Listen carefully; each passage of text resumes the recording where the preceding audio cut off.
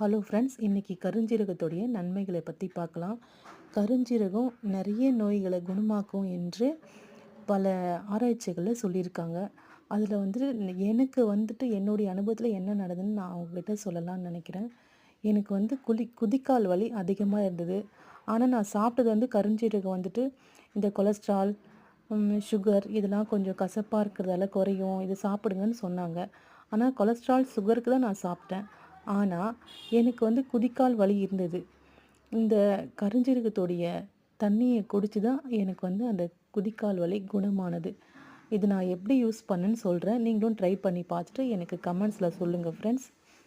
2 spoon கருஞ்சீரகத்தை எடுத்து ஒரு சின்ன கப்பில் போட்டுட்டேன்.